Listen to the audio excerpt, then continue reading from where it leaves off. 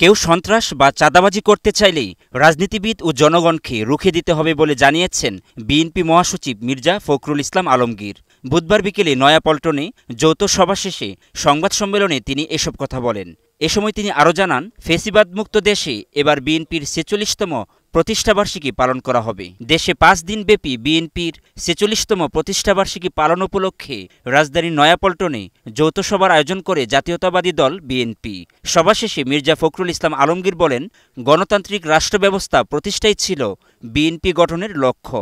সেই লক্ষ্যে সফল বিএনপি। এ সময় তিনি অভিযোগ করেন, আওয়ামী লীগ সরকারের আমলে প্রায় ৮০০ মানুষ গুম হয়েছে, ২০০০-এর বেশি বিএনপি নেতাকর্মীকে হত্যা করা হয়েছে।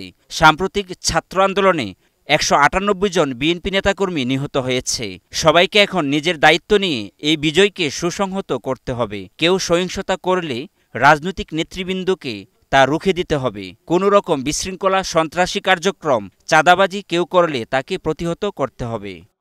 এই সংগ্রাম লড়াইয়ে আমাদের অসংখ্য মানুষ প্রাণ দিয়েছে। আমাদের হিসাব মতে প্রায় ৮০০ মানুষ গুম হয়েছে। তার মধ্যে আমাদের সংসদ সদস্য ছিলেন, আমাদের নেতৃস্থানীয় নেতারা ছিলেন, কর্মীরা ছিলেন, ছাত্র ছিল, যুবক ছিল, সব বিএনপির লোক ছিল। যে এখন সবাইকে কিন্তু নিজের দায়িত্ব নিয়ে আমাদেরকে এই বিজয়কে সুসংহত করতে হবে।